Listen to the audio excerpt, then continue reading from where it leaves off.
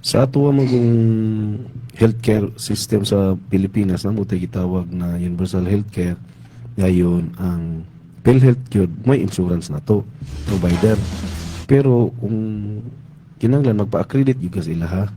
Ang hitabo man gud diri karon tanan nato rural health unit, most ana sila nagi na siya assign gyud na nurse gyud, it's either gikan sa city pero napon na nurse na gikan pud sa national government. Gani atong local health board na courtesy call na sila mga 20 kapin man siguro sila kapin ka nurse. May nurse, na dentist, na therapist, na medtech. Di na kayo naku makakuha ng uban. Basta mo gina siya. Paid by the national government na direct gikan sa Department of Health. Kaya upat biya kang gobyerno. So gi-assign sila sa balay-balay. Kaya yun nag-spread out na sila per barangay niya. Usually anak sila kay isa ka nurse, duha ka barangay ang gandulan na naipoblasyon ng isa din inter barangay. Now, per rural health unit na siya ay midwife.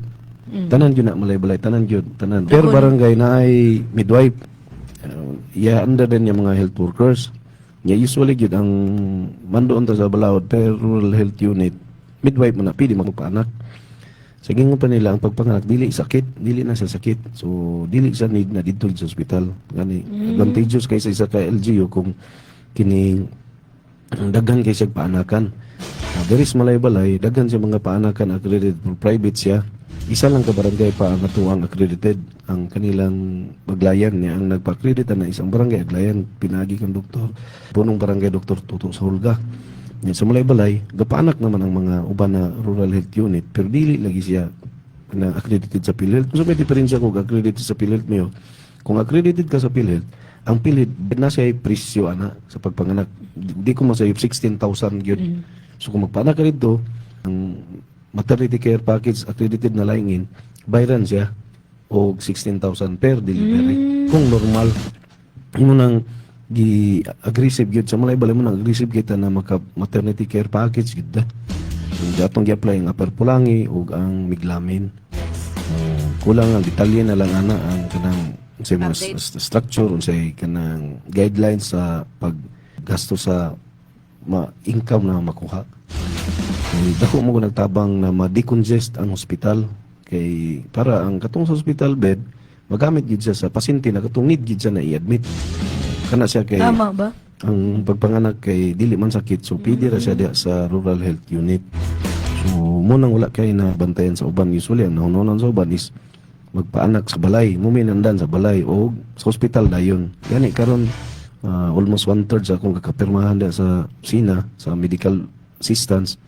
Usually ka nagapanganak yun dito sa mga hospital na dagko ra ba kayo og mga billing, ma-overwhelm gyud ang kwarta nato nag-allocate sa medical assistance so, pagpanganak biya na gani ang national government gani kay dili gahatag I don't know if it is true di kay sila gahatag og basta kana bitong pagpanganak Normal delivery. okay dili gahatag ana so city government ato lang gatagamay kay luoy yung gidpod mostly sa gana dia wala gyud wala kay saktong trabaho labor o kung sa mga ganitong ang trabaho wala di mo na nimo mabalik gani luoy kay na di ang billing sa bata.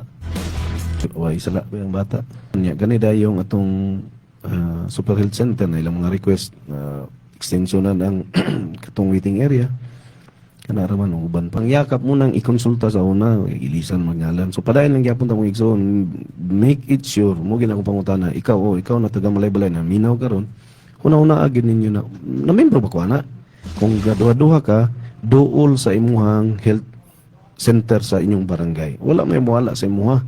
Pangutana dito barangay health workers na magpa-enroll ko kay ginsaksyon naman tanan health workers na pili ko ang ngalan kay enroll ka kay 2 years na siya. 2 years na siya nalakin kung ma-enroll ka dito sa City Health Office, meaning every time na magpakonsulta ka sa City Health Office, bayaran ang City Health nato 1.7. Nya kana na kwarta additional na nato lagi na panggasto gani. Dako na gani tag nakuha almost 25 million na nagpalit na tanaw kanang mammogram, tanan mga gamit. Dayon mga 25% pa so o 30% additional po na honorarium sa atong mga health workers nato. So, wapo kaya na siya kay ang programa ng PhilHealth, ma-check up ka.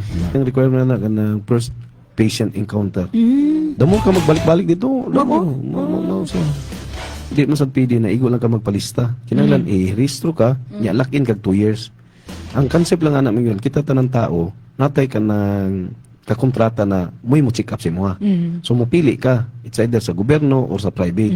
Ang gobyerno kinahanglan ma-accredit siya sa PhilHealth. Kung dili siya magpa-accredit sa PhilHealth, tanan konsulta niya sayang. Ang gusto sa PhilHealth na mapakonsulta ka para matambalan ka. Yeah. Imagine ko na walay PhilHealth, sakit ka, pakonsulta ka sa doktor, private, bayad ka. Bayad ka. Ang hitabo diya karon kung na-enroll na ka sa yakap, kung magpakonsulta ka dito sa private na hospital, niya katong private hospital is accredited siya sa PhilHealth. Unya dito ka nagpa-enroll, libre na ka. Libre ka, di na ka magbayad. Kani nagpaningkamutan na nato sa City Government of Malaybalay ng City Health, ma-enroll gid tanan ngayon man. To 30,000 to 40,000 a year biyang pakonsulta diya. So meaning ato nang gibuhat ang buluhaton sa mando sa PhilHealth. Ang tanan mga tao ipa-check up gyud. Gihimo nato di. Kung wala na nato gi-avail na programa, wala ta mabayaran sa atong hago. Sayang Sayang kayo. tama. Anak gi kung anong enroll pa gid ba. Dahil sulong ta pag na dito na ganang nagpa-konsulta bayaran ninyo pero siguro ang procedural nila dapat dili pud maabuso. Tinuod. Kambersam kay na pamagi kay kinahanglan tagtawa na nagitay mga napulo ka tawa na mulang gid ilang trabaho. Kay kinahanglan magikana na dokumento within the span of 2 years o 3 years. Katulo siguro go sa usab ang guidelines karon kinahanglan pictura na ka. Yes, nana. Siguro gusto sa Diyos PhilHealth ba na dili maabuso. Kay para ngalan Pwede maabot. ilisan lang pilido ana baylo-baylo lang ang ngalan so niya maklaim dayon. So akong mando sa City Health na dili ta niya abusuhan kay pundom ni sa gobyerno tarungan nato gamit. Kung nakapakonsulta niya wala na nabayaran natong iaway pero di sa ta magclaim na wala gid konsulta. Gani na pa na nadugang karon ang dental. Pili ka kaduha Check up magpa-check sa dentist.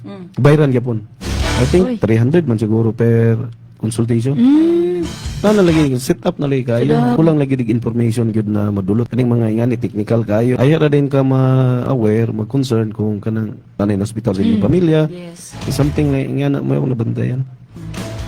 Muna aggressive ang city government na pabalon gid ang mga tao kay programa man ni sa national government.